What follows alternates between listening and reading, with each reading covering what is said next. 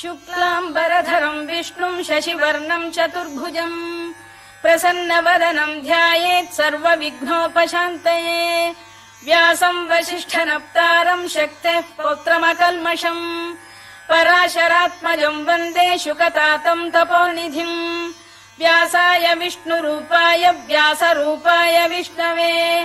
नमो वै ब्रह्मनिधये वासिष्ठाय नमो नमः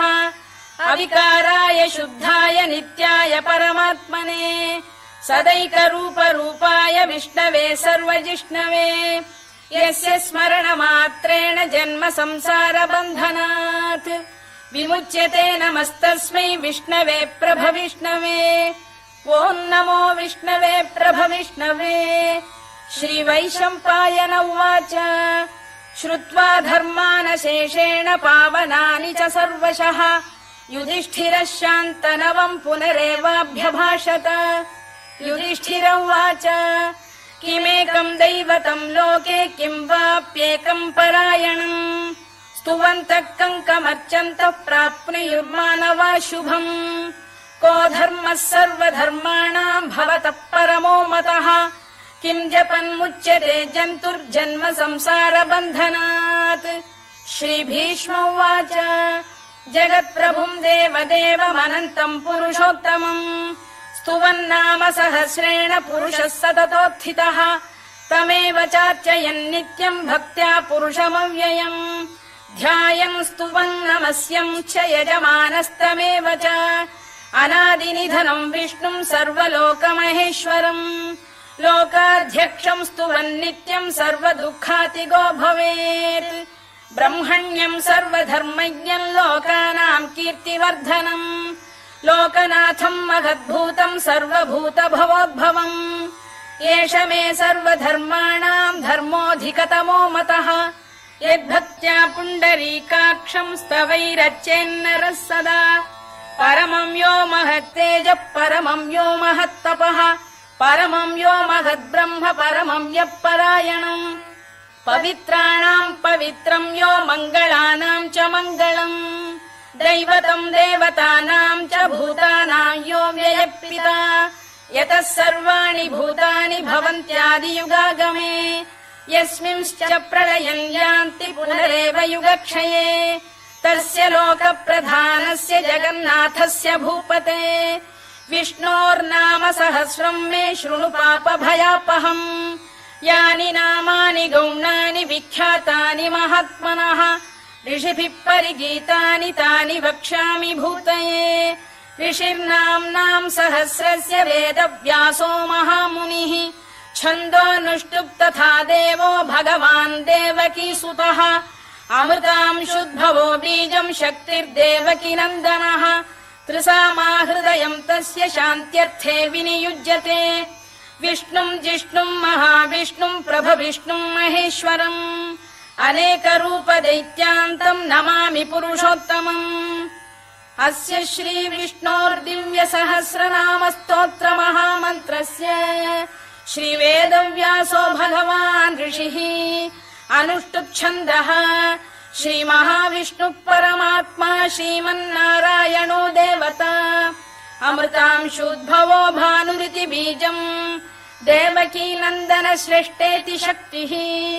उद्भवः क्षोभणो देव इति परमो मन्त्रः शङ्खबृन्नन्दकी चक्रीति कीलकम् शार्ङ्गधन्वा गदाधर इत्यस्त्रम् रथाङ्गपाणिरक्षोभ्य इति नेत्रम् त्रिसामासामगः सामेति कवचम् आनन्दम् परब्रह्मेति योनिः ऋतुः सुदर्शनकाल इति दिग्बन्धः श्रीविश्वरूप इति ध्यानम् श्रीमहाविष्णुप्रीत्यर्थे सहस्रनाम जपे विनियोगः ध्यानम् क्षीरोदन्वत्प्रदेशे शुचिमणिविलसत्सैकते मौक्तिकानाम् मालाक्लुप्तासनस्थ स्फटिकमणिनिभैर्मौक्तिकैर्मण्डिताङ्गः शुभ्रैरभ्रैरदभ्रैरुपरि विरचितैर्मुक्तपीयूषवर्षैः आनन्दीनः पुनीयादरिनलिन गदा शङ्खपाणिर्मुकुन्दः भूः पादौ यस्य नाभिर्वियदसुरनिलश्चन्द्रसूर्यौ च नेत्रे कर्णावाशा शिरोद्यौर्मुखमपि दहनो यस्य वास्तेयमब्धिः अन्तस्थम् यस्य विश्वम् सुरनरखगो भोगि गन्धर्व दैत्यैः चित्रम् रम्यते तम् त्रिभुवन वपुषम् विष्णुमीशम् नमामि। ॐ नमो भगवते वासुदेवाय। शान्ताकारम् भुजगशयनम् पद्मनाभम् सुरेशम् विश्वाधारम् गगनसदृशम् मेघवर्णम् शुभाङ्गम् लक्ष्मीकान्तम् कमलनयनम् योगिहृद्ध्यानगम्यम् वन्दे विष्णुम् भवभयहरम् सर्वलोकैकनाथम् मेघश्यामम् पीतकौशेयवासम् श्रीवत्साङ्कम् कौस्तुभोद्भासिताङ्गम् पुण्योपेतम् पुण्डरीकायताक्षम् विष्णुम् वन्दे सर्वलोकैकनाथम् नमः समस्तभूतानामादिभूताय भूभृते अनेकरूपरूपाय विष्णवे प्रभविष्णवे सशङ्खचक्रम् सकिरीटकुण्डलम् सपीतवस्त्रम् सरसीरुहेक्षणम् सहारवक्षस्थलशोभिकौस्तुभम् नमामि विष्णुम् शिरसा चतुर्भुजम् छायायाम् पारिजातस्य हेमसिंहासनोपरि आसीनमम्बुदश्याममायताक्षमलङ्कृतम् चन्द्राननम् चतुर्बाहुम् श्रीवत्साङ्कितवक्षसम् रुक्मिणी सत्यभामाभ्याम् सहितम् कृष्णमाश्रये।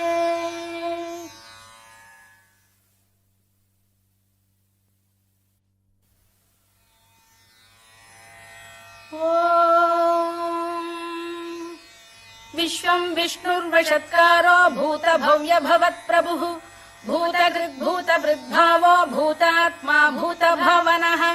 भूतात्मा परमात्मा च मुक्तानाम् परमागतिः अव्ययः पुरुषः साक्षी क्षेत्रज्ञोऽक्षर एव च योगो योगविदाम् नेता प्रधानपुरुषेश्वरः नारसिंहवपुः श्रीमान् केशवः पुरुषोत्तमः सर्वः शर्वः शिवस्थाणुर्भूतादिर्निधिरव्ययः सम्भवो भावनो भर्ता प्रभवः प्रभुरीश्वरः स्वयम्भूः शम्भुरादित्यः पुष्कराक्षो महास्वनः अनादिनिधनो धाता विधाता धातुरुत्तमः अप्रमेयो ऋषिकेशः पद्मनाभोऽमरप्रभुः विश्वकर्मा मनुस्त्वष्टा स्थविष्ठस्थविरो ध्रुवः अग्राह्यः शाश्वतः कृष्णो लोहिताक्षप्रदर्दनः प्रभूतस्त्रिककुब्धाम पवित्रम् मङ्गलम् परम् ईशान प्राणद प्राणो ज्येष्ठः श्रेष्ठः प्रजापतिः हिरण्यगर्भो भूगर्भो माधवो मधुसूदनः ईश्वरो विक्रमी धन्वी मेधावी विक्रमक्रमः अनुत्तमो दुराधर्ष्य कृतज्ञ कृतिरात्मवान् सुरेशः शरणम् शर्म विश्वरेता प्रजाभवः अधः संवत्सरो व्याल प्रत्ययः सर्वदर्शनः अजः सर्वेश्वरः सिद्धः सिद्धिः सर्वादिरच्युतः वृषाकपिरमेयात्मा सर्वयोगविनिसृतः वसुर्वसुमनः सत्यः समात्मा संमितः समः अमोघः पुण्डरीकाक्षो वृषकर्मा वृषाकृतिः रुद्रो बहुशिरा बभ्रुर्विश्वयोनिः शुचिश्रवाः अमृतः शाश्वतस्थाणुर्वरारोहो महातपाः सर्वगः सर्वविद्भानुर्विश्वक्सेनो जनार्दनः वेदो वेदविदव्यङ्गो वेदाङ्गो वेदवित्कविः लोकाध्यक्षः सुराध्यक्षो धर्माध्यक्षः कृताकृतः चतुरात्मा चतुर्व्यूहश्चतुर्दंष्टश्चतुर्भुजः भ्राजिष्णुर्भोजनम् भोक्ता सहिष्णुर्जगदादिजः अनघो विजयो जेता विश्वयोनिः पुनर्वसुः उपेन्द्रो वामनः प्रांशुरमोघः शुचिरूर्जितः अतीन्द्रः सङ्ग्रहः सर्गो धृतात्मा नियमो यमः वेद्यो वैद्यः सदा योगी वीरः माधवो मधुः अतीन्द्रियो महामायो महोत्साहो महाबलः महाबुद्धिर्महावीर्यो महाशक्तिर्महाद्युतिः अनिर्देश्य वपुः श्रीमान् अमे आत्मा महाधृधृत् महेश्वासो महीभर्ता श्रीनिवासः सताङ्गतिः अनिरुद्धः सुरानन्दो गोविन्दो गोविदाम्पतिः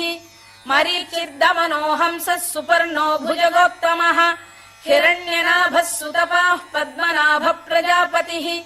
अमृत्युः सर्वदृक्सिंहः सन्धाता सन्धिमान् स्थिरः अजो दुर्मर्षणः शास्ता विश्रुतात्मा सुरारिः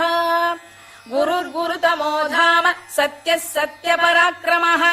निमिषो निमिषस्रग्वी वाचस्पतिरुदारधीः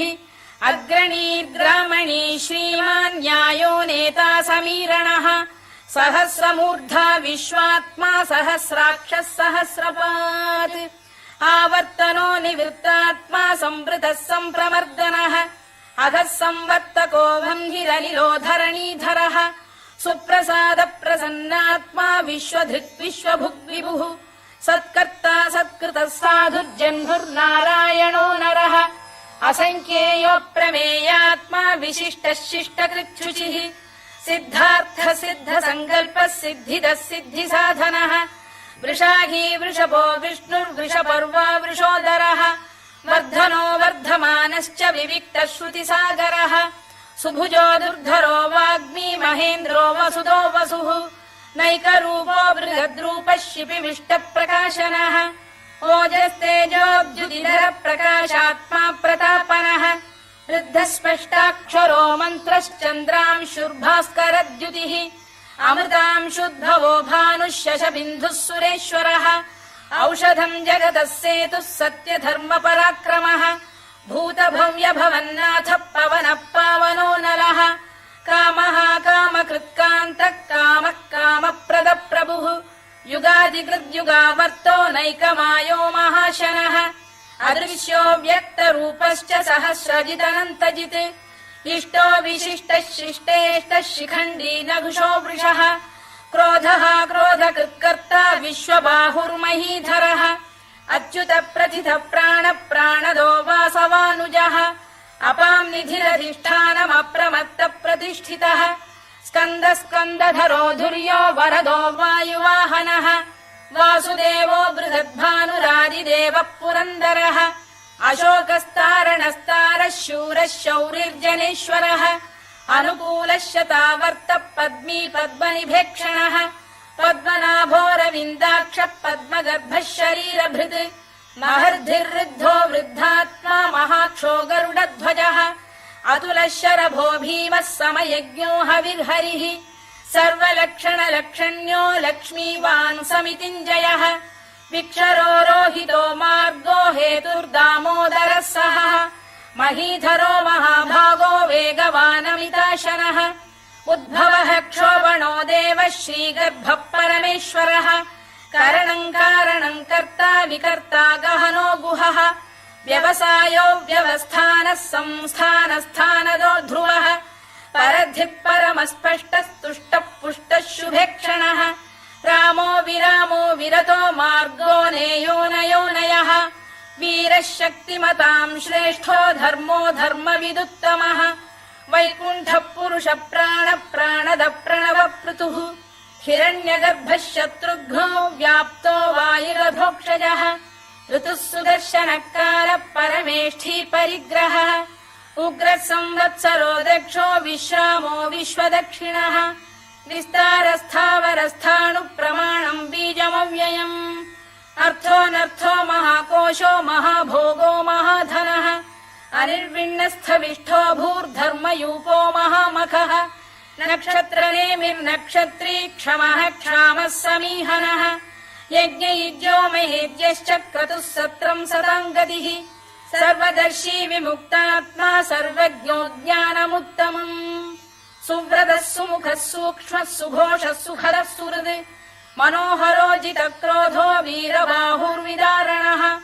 स्वापनः स्ववशो व्यापी नैकात्मा नैककर्मकृत् वत्सरो वत्सलो वत्सी रत्नगर्भोधनेश्वरः धर्मकृद्धर्मी सदसक्षरमक्षरम् अविज्ञाता सहस्रांशुर्विधाता कृतलक्षणः गभस्तिनेमिः सत्तस्तः सिंहो भूतमहेश्वरः आदिदेवो महादेवो देवेशो देवभृद्गुरुः उत्तरो गोपतिर्गोप्ता ज्ञानगम्यः पुरातनः शरीरभूतभृद्भोक्ता कपीन्द्रो भूरि दक्षिणः सोमपो मृतपः सोमः पुरुजिः पुरुषत्तमः विनयो जयः सत्यसन्धो दाशार्हः सात्वताम् पतिः जीवो विनयिता साक्षी मुकुन्दोमित विक्रमः अम्भोनिधिरनन्तात्मा महोदधिशयोऽन्तकः अजो महार्घः स्वाभाव्यो जितामित्र प्रमोदनः आनन्दो नन्दनो नन्दः सत्यधर्मा त्रिविक्रमः महर्षि कपिलाचार्यः कृतज्ञो मेदिनीपतिः त्रिपदस्त्रिदशाध्यक्षो महाशृङ्गकृतान्तकृत् महावराहो गोविन्दः सुषेणः कनकाङ्गनी गुह्यो गभीरो गहनो गुप्तश्चक्रगदाधरः वेधास्वाङ्गो जितः कृष्णो दृढः सङ्कर्षणोच्युतः वरुणो वारुणो वृक्षः पुष्कराक्षो महामनाः भगवान् बलहानन्दी वनमाली हलायुधः आदित्यो ज्योतिरादित्यः सहिष्णुर्गतिसत्तमः सुधन्वाखण्ड परशुर्दारुणो द्रविणप्रदः दिवस्पृक् सर्वदृग्व्यासो वाचस्पतिरयो निजः त्रिसामासामगः साम निर्वाणम् भेषजम् भिषज सन्न्यासकृच्छमः शान्तो निष्ठा शान्तिपरायणम् शुभाङ्गः शान्तिदः स्रष्टा कुमुदः कुवलेशयः गोहितो गोपतिर्गोप्ता वृषभाक्षो वृषप्रियः अनिवर्ती निवृत्तात्मा संक्षेप्ता क्षेमकृत् शिवः श्रीवत्सवक्षः श्रीवासः श्रीपतिः श्रीमताम्बरः श्रीरः श्रीशः श्रीनिवासः श्रीनिधिः श्रीविभावनः श्रीधर श्रीकर श्रेयः श्रीमान् लोकत्रयाश्रयः स्वक्षः स्वङ्गः शतानन्दो नन्दिर्ज्योतिर्गणेश्वरः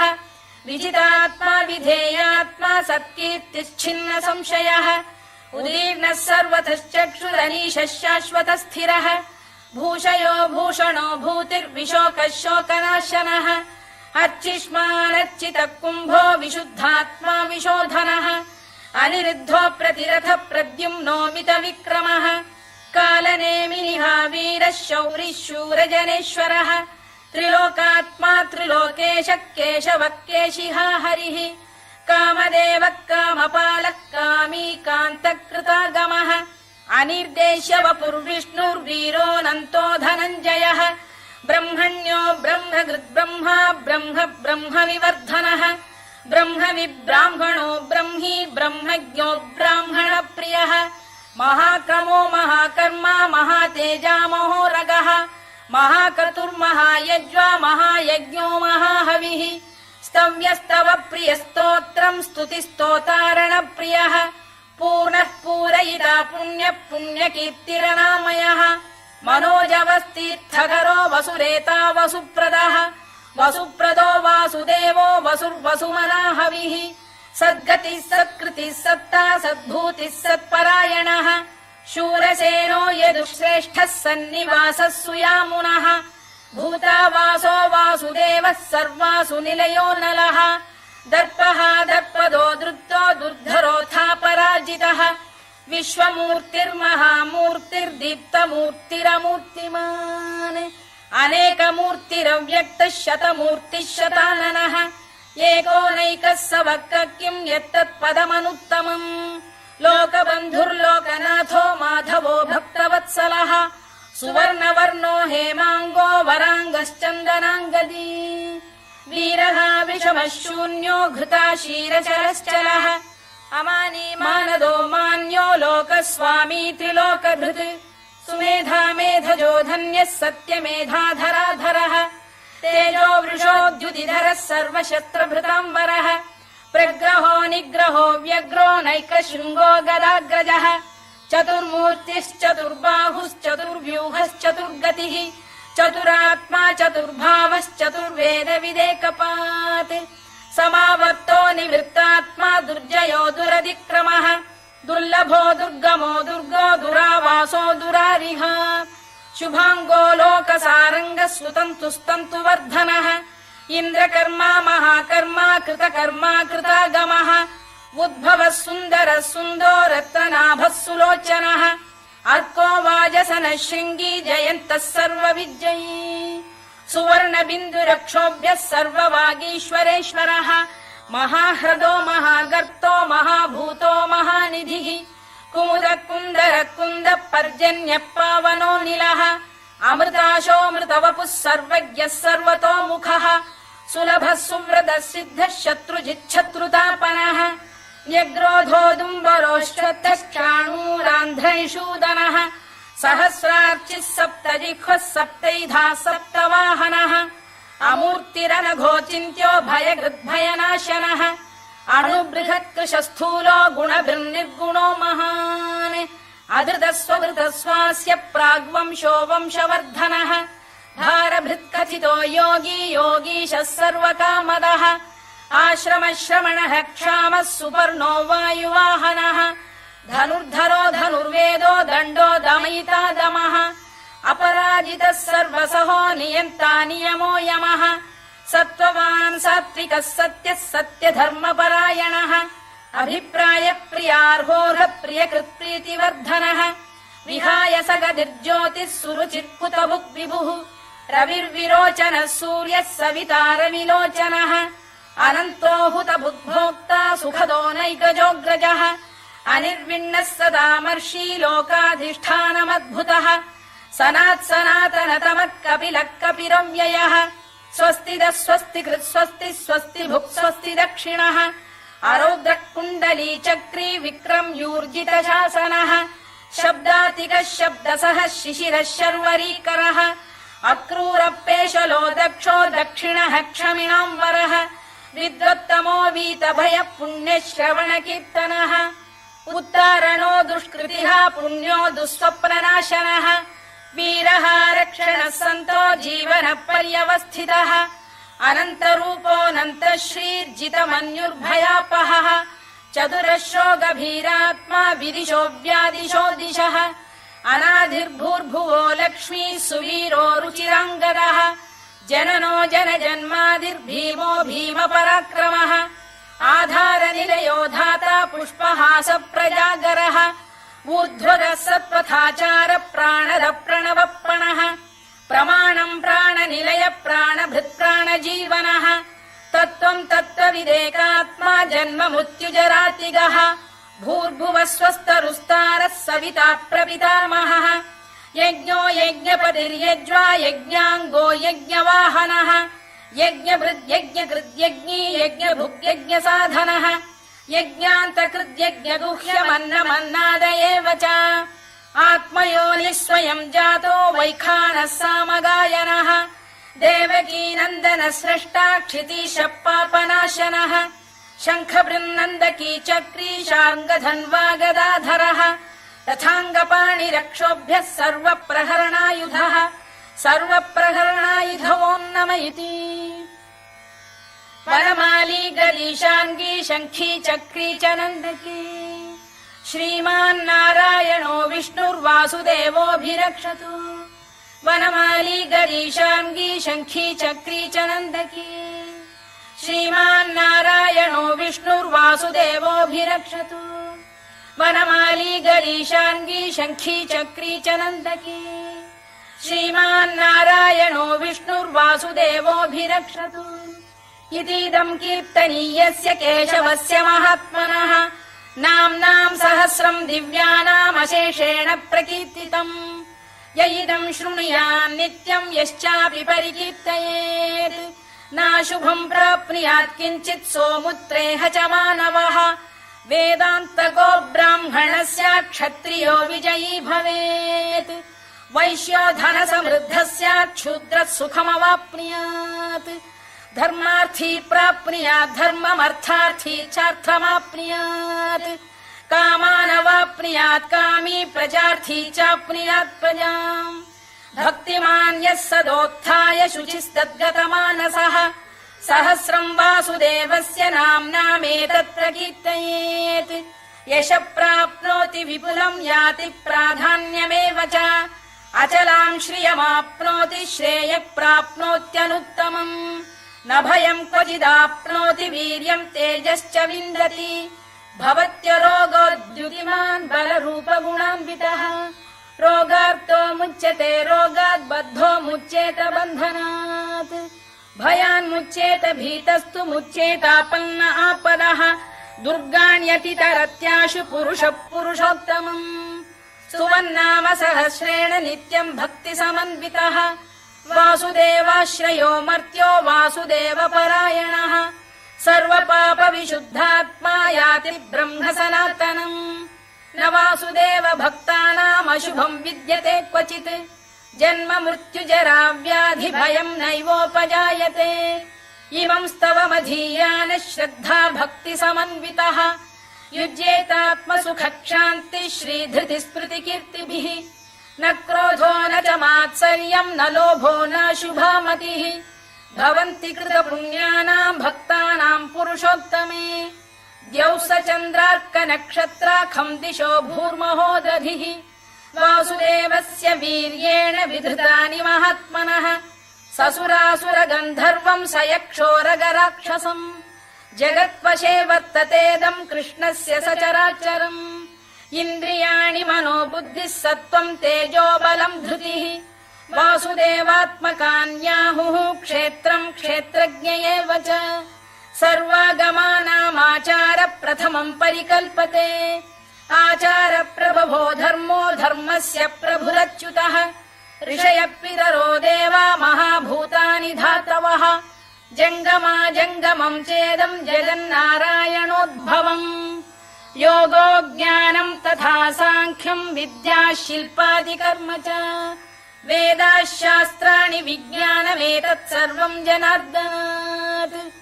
एको विष्णुर्महद्भूतम् पृथग्भूतान्यनेकशः त्रीन् लोकान् व्याप्य भूतात्मा भुङ्क्ते विश्वभुवव्ययः इमम् स्तवम् भगवतो विष्णोर्व्यासेन कीर्तितम्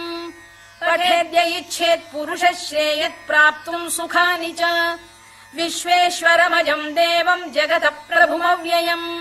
भजन्ति ये पुष्कराक्षम् न ते यान्ति पराभवम् न ते यान्ति पराभवम् ओन्नम इति अर्जुनोवाच पद्मपत्र विशालाक्ष पद्मनाभसुरोत्तम भक्तानामनुरक्तानाम् त्राता भव जनार्दन श्रीभगवानुवाच यो माम् नाम सहस्रेण स्तोतुमिच्छति पाण्डव सोऽहमेकेन श्लोकेन स्तुत एव न संशयः स्तुत एव न संशयोन्नम इति व्यास उवाच वासनाद्वासुदेवस्य वासितम् भुवनत्रयम् सर्वभूतनिवासोऽसि वासुदेव नमोऽस्तु ते वासुदेव नमोऽस्तु ते ओन्नम इति पार्वत्युवाच केनोपायेन लघुना विष्णोर्नाम सहस्रकम् पठ्यते पण्डितैर्नित्यम् श्रोतुमिच्छाम्यहम् प्रभो ईश्वर उवाच श्रीराम राम रामेति रमे रामे मनोरमे सहस्रनाम तत्तुल्यम् राम नाम वरानने श्रीराम राम रामेति रमे रामे मनोरमे सहस्रनाम तत्तुल्यम् राम नाम वरानने श्रीराम राम रामेति रमे रामे मनोरमे सहस्रनाम तत्तुल्यम् राम नाम वरानने राम नाम वरानन ओन्नम इति ब्रह्मोवाच नमोऽस्त्वनन्ताय सहस्रमूर्तये सहस्रपादाक्षि शिरोरुबाहवे सहस्रनाम्ने पुरुषाय शाश्वते सहस्रकोटियुगधारिणे नमः सहस्रकोटियुगधारिणे नम ओन्नम इति सञ्जय उवाच यत्र योगेश्वर कृष्णो यत्र पार्थो धनुर्धरः तत्र श्रीर्विजयो भूतिर्ध्रुवा नीतिर्मतिर्मम श्रीभगवानुवाच अनन्याश्चिन्तयन्तो मां ये जनाः पर्युपासते तेषाम् नित्याभियुक्तानां योगक्षेमम् वहाम्यहम् परित्राणाय साधूनां विनाशाय च दुष्कृताम्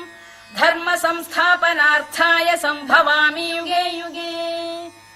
आर्ता विषण्णाः शिथिलाश्च भीता घोरेषु च व्याधिषु वर्तमानाः संकीर्त्य नारायण शब्दमात्रम् विमुक्त दुःखाः सुखिनो भवन्तु कायेन वाचा मनसेन्द्रियैर्वा बुद्ध्यात्मना वा प्रकृते स्वभावात् करोमि यद्यत् सकलम् परस्मै नारायणायेति समर्पयामि।